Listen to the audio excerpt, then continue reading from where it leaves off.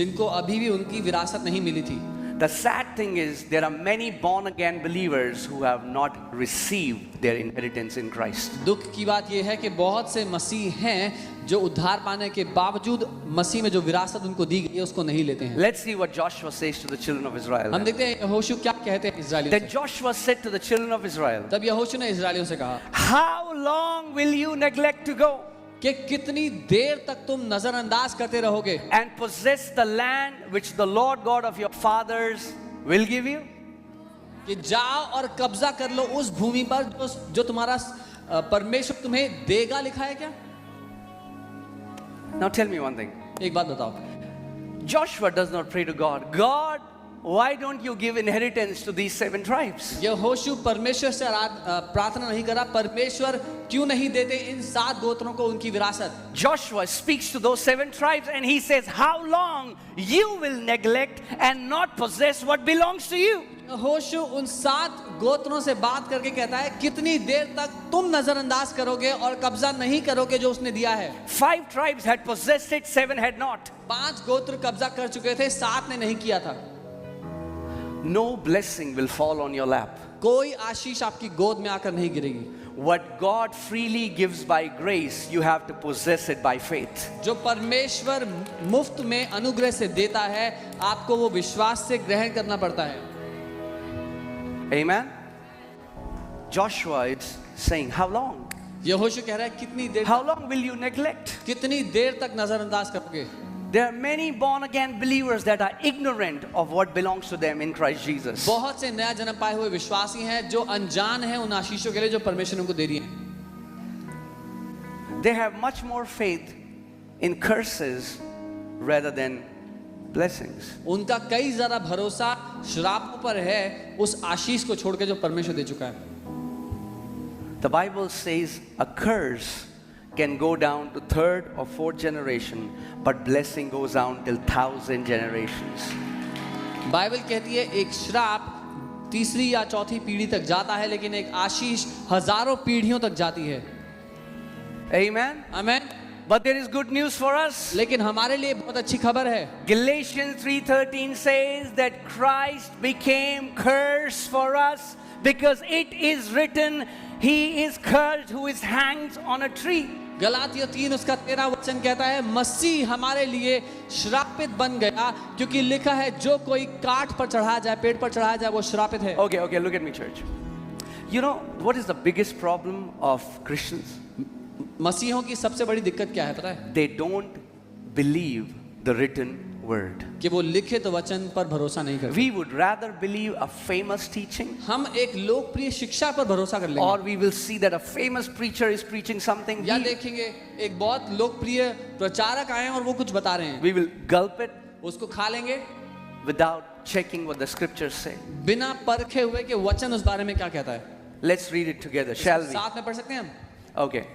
Christ will redeem us one day from the curse of the law. मसीह एक दिन हमें छुटकारा देगा व्यवस्था के श्राप से। Okay, Christ will redeem us when we fast and pray for 40 days. ठीक है, मसीह हमें छुटकारा तब देगा जब हम 40 दिन का उपवास प्रार्थना करें। Okay, Christ will redeem us when we will go to a deliverance ministry and they will cast out all our demons and break all our curses, and then Christ will redeem us. चलो ठीक है, मसीह हमें तब छुटकारा देगा जब हम किसी डिलीवरेंस मिनिस्ट्री में जाएंगे, वो सारे हमारी दुष्टात्मा निकालेंगे, सारे श्राप तोड़ेंगे। The word declares Christ has redeemed us. वचन ये घोषणा करता है कि मसीह ने हमें छुटकारा दे दिया है। We already are redeemed from the curse of the law. हम पहले ही व्यवस्था के श्राप से छुटकारा पा चुके हैं। Amen. Amen. If you are redeemed, why would you want to go back to that pit and say, Pastor, I am cursed? और अगर आप छुटकारा पा ही चुके हैं तो मैं पूछता हूं क्यों वापस उस गड्ढे में जाकर कहते हो पास्टर मुझ पर श्राप है। It just broke my heart. One time a Sardar family got saved. और मेरा दिल टूट गया इस बात से। एक बार एक सरदार फैमिली ने प्रभु को जाना, And she called me. They used to live in Noida. वो नोएडा में रहते थे, उन्होंने मुझे कॉल किया। They said, Pastor, can you come home? उन्होंने कहा पास्टर आप घर आ सकते हैं। And that time we were only 20-30 people, so और हम केवल 20-30 लोग थे उस समय, going home was possible. तो घर जाना संभव था। And I went there मैं वहां गया, and she said, would you उन्होंने कहा- break our curses? उन्होंने कहा आप हमारे श्राप तोड़ देंगे प्लीज, We are cursed. हम पे श्राप है। I said, who told you you are मैंने cursed? कहा आपको किसने कहा आप पे श्राप है? She said, no, we know we are cursed. उन्होंने कहा नहीं हमें पता है हम पे श्राप है। She was confident that she is cursed. उनको बहुत भरोसा था इस बात पे कि उन पे श्राप है। Like there are many believers, they are sure that they are cursed. जैसे बहुत से विश्वासी हैं उनको पक्का भरोसा है उन पे श्राप है। You know why? पता है क्यों? Because we don't believe the written word. क्योंकि हम लिखित वचन को नहीं मानते।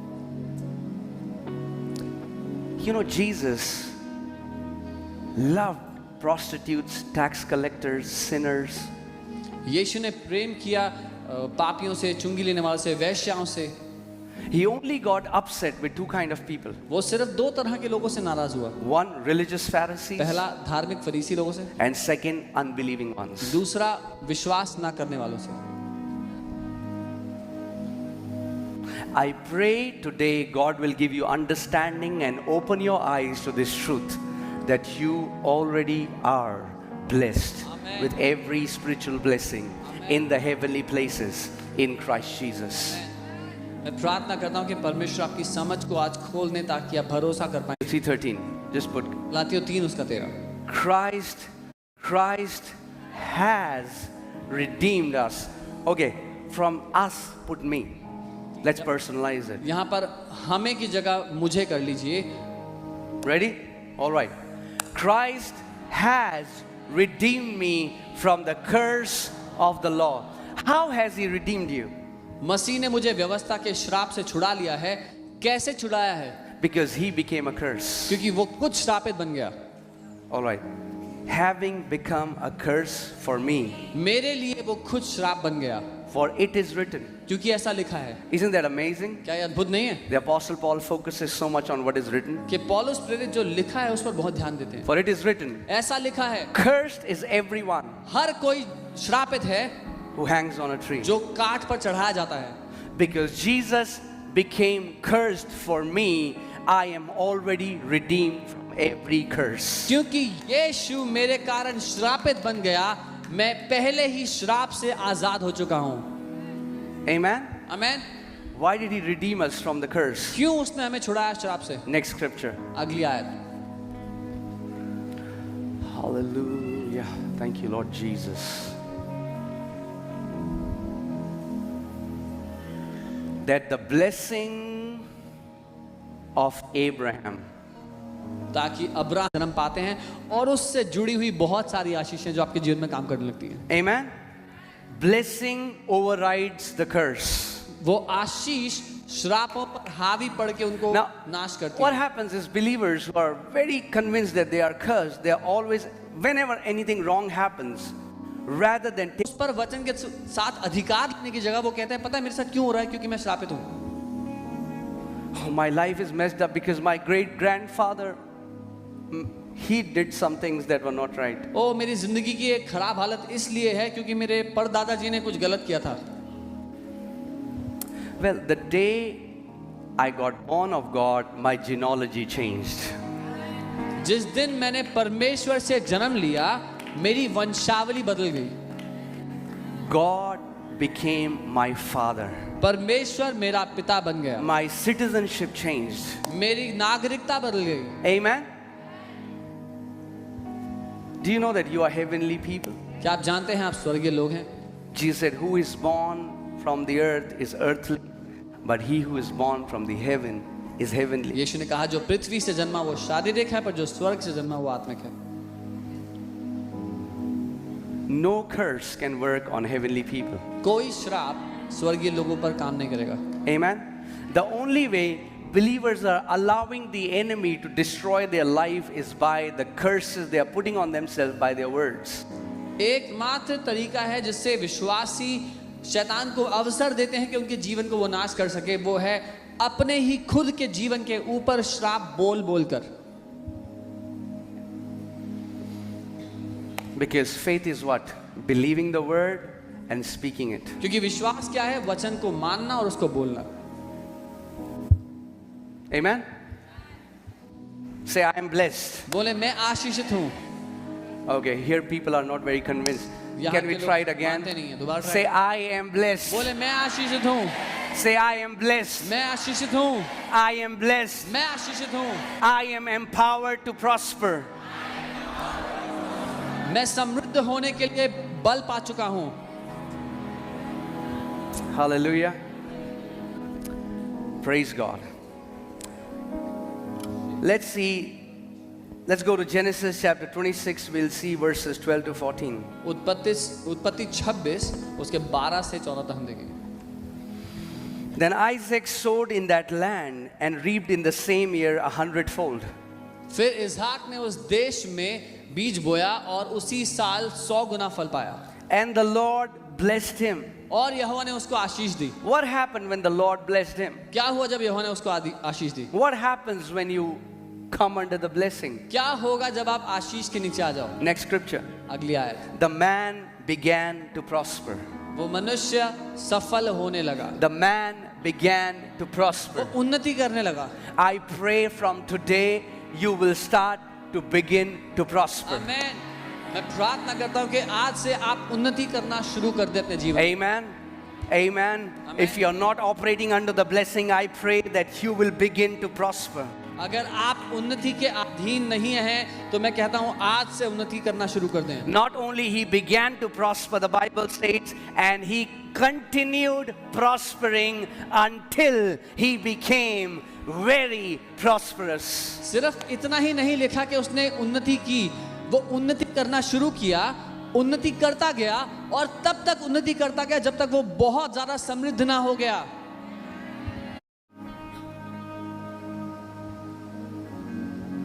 That is your inheritance. यही आपकी विरासत है। Say, I shall be greatly prosperous. And I shall be a blessing to nations.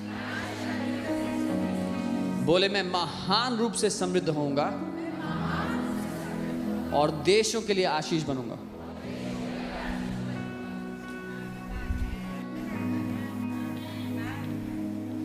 Put Deuteronomy 8:18. व्यवस्था विवरण 8 उसका है। धनवान होने के लिए वो आपको धनवान नहीं बनाता, वो आपको बल दे देता है जिससे आप धनवान हो जाते हैं। Because wealth is earthly. क्योंकि धन दुनियावी है। There are no notes in heaven. स्वर्ग में नोट नहीं है। But he gives you the blessing that is the invisible force that empowers you to get wealth. और वो आपको आशीष देता है जो ताकत है उस अदृश्य दुनिया की, ताकि आप अपने जीवन में समृद्ध हो, धनवान हो। Amen. Amen. He has given you the power. उसने आपको वो शक्ति दी है। But for so many believers, God wants to deliver them from their mindset first. पर बहुत से विश्वासियों के लिए परमेश्वर पहले उनकी मानसिकता से उनको छुटकारा देना चाहता है। Amen. So in the time where there was famine, अकाल के समय में Isaac was prospering. इसहाक समृद्ध हो रहा था। I told you the times of COVID as well. When there is a crisis in the world, it's time for people of God to flourish. मैंने आपसे कोविड के समय में भी कहा था, जब दुनिया में समस्या का समय होता है तो परमेश्वर के लोगों के लिए सफलता का समय होता है। Amen. Amen. Now everywhere they are screaming recession, recession, recession. Rejoice because the time of great wealth transfer is here.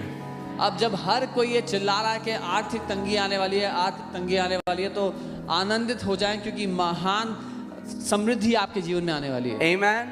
Amen. When there is recession in the world, it's time for God's people to shine. जब दुनिया में आर्थिक तंगी आती है तो परमेश्वर के लोगों के लिए चमक उठने का समय आ जाता है। I was telling you, a time is coming where the difference would be so clear, those who are in Christ and those who are not. और मैं बता रहा था कि एक समय ऐसा आएगा कि ये अंतर इतना साफ, इतना स्पष्ट हो जाएगा, वो जो मसीह में है और वो जो मसीह में नहीं है। The church of Lord Jesus Christ shall be like Goshen. मसीह यीशु की कलीसिया गोशेन की तरह होगी। There can be weeping and gnashing of teeth outside in the world, but there will be rejoicing and celebration in God's people.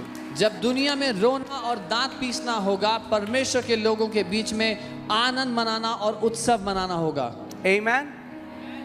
Because what can afflict others is not allowed to afflict you in Jesus' name. क्योंकि वो जो दूसरों को सता सकता है, उसको अनुमति नहीं है कि वो आपको सता सके। Amen. Because you're not ordinary people. क्योंकि आप साधारण लोग नहीं हैं। He has given you power and dominion. उसने आपको ताकत दी है, राज्य दिया है। He gave you His authority. उसने आपको अपना अधिकार दे दिया है। Amen. But you cannot walk in authority with a closed mouth. लेकिन एक बंद मुंह के साथ आप अधिकार में नहीं चलेंगे। You cannot walk in authority and dominion with a closed mouth. अधिकार में और राज्य में एक बंद मुंह के साथ आप नहीं चल सकते। If you can take care of these two things, अगर इन दो चीजों को आप ध्यान रखें, you are sorted for life. तो जिंदगी भर आपके लिए सही हो जाएगा सब कुछ। What you believe in your heart पहला अपने दिल में आप क्या मानते हो, and what you confess with your और mouth. दूसरा अपने मुंह से आप क्या बोलते हो। Everything falls into place because of what you are constantly believing and you're constantly speaking. आपकी जिंदगी का हर एक क्षेत्र अपने सही स्थान में आ जाएगा लगातार जब आप देखेंगे कि आप क्या मानते हैं और क्या बोलते हैं। Can you put Romans 10:10? रोमी 10 उसका 10। Hallelujah. Are you alive? जीवित हैं? Yeah. Are we learning something? कुछ सीख रहे हैं? Okay. Praise God. Hallelujah. For with the heart one believes क्योंकि हृदय के द्वारा एक व्यक्ति विश्वास करता है भरोसा unto righteousness, धार्मिकता के प्रति, and with the mouth confession is made unto salvation. और मुंह से अंगीकार किया जाता है उद्धार के लिए। He said, behold a true Israelite in whom there is no guile. उसने कहा देखो सच्चा इजरायली जिसके दिल में कोई कपट नहीं है। And this word guile, if you see it in Greek, it means a hook. और ये जो शब्द है कपट, यूनानी भाषा में इसका अर्थ है कुंडा। That means he is not trying to trap you with his words. मतलब वो अपने शब्दों से आपको फंसाने का प्रयास नहीं कर रहा। Amen. Whatever he says it, he means it with his heart. जो कुछ वो कहता है पूरे दिल से विश्वास करता है। And it's amazing when God becomes your sponsor.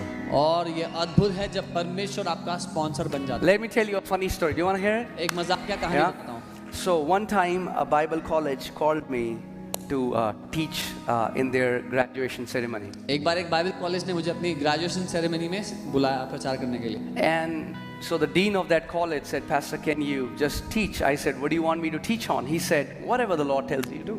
उस कॉलेज के डीन ने मुझे कहा कि पास्टर आप आएंगे प्रचार करेंगे। मैंने पूछा किस बारे में प्रचार करूं? उन्होंने कहा जिस बारे में प्रभु आपकी अगुवाई करे। Sometimes that's a very dangerous thing. कई बार ये बहुत खतरनाक बात होती है। I said, are you sure? He मैंने said, कहा yeah, मैंने sure. कहा पक्का? उन्होंने कहा हाँ। So at night I genuinely prayed. तो रात को मैंने ईमानदारी से प्रार्थना की। I said, Lord, what do you want me to share? मैंने कहा प्रभु आप क्या चाहते हो मैं सिखाऊं? He said, I want you to tell them to not look for sponsor, I shall be their sponsor.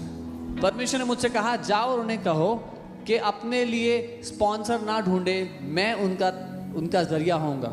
I said, yes, sir. मैंने कहा ठीक है सर। So morning time. सुबह हुई, So I enter that hall मैंने उस hall में कदम रखा and a class is going on how to find a sponsor. और वहां पर ये क्लास चल रही थी कि कैसे अपने लिए स्पॉन्सर ढूंढना है। I said, Lord, why did you do that to me? मैंने कहा प्रभु क्यों किया आपने मेरे साथ ऐसा? This is not good, Jesus. यीशु ये बिल्कुल अच्छी बात नहीं है। I was like, man, they're gonna hate me. मैंने कहा प्रभु नफरत करेंगे मुझसे ये लोग बाद में। Whew. So I said, okay. I said, Lord, can I share something else? मैंने प्रभु से बोला प्रभु कुछ और सिखा लूं? He said, just share what I told you to. उसने कहा जो मैंने कहा वो बताओ। I said, okay. So the dean was very excited. Dean बहुत उत्साहित थे। And then they called this American guy फिर उन्होंने एक अमेरिकी व्यक्ति को who बुलाया was the sponsor of the college for last 25 years. जो पिछले 25 साल से उस कॉलेज के स्पॉन्सर थे। And they're saying, this guy has been our sponsor for 25 years. और वो कहने लगे 25 साल से ये व्यक्ति हमारे स्पॉन्सर रहे हैं। And I'm like, that's an awesome thing, ये अच्छी बात है, right? But I was in a very difficult spot. लेकिन मैं बहुत ही कठिन जगह पर खड़ा था। And then they said, come on, let's now welcome Pastor Ankit. He has an amazing word from the Lord. उन्होंने कहा आप पास्टर अंकित का स्वागत करें, वो प्रभु से अद्भुत वचन लेके आए हैं। I was like, hallelujah. So I went there and I said, and I'm thinking, and this guy was sitting next to me, and I'm thinking, man, he's gonna be so offended. और मैं अपने दिल में सोचा कि यार ये इंसान इतने नाराज हो जाएंगे ना मुझसे बाद में। He might think that I'm trying to attack him.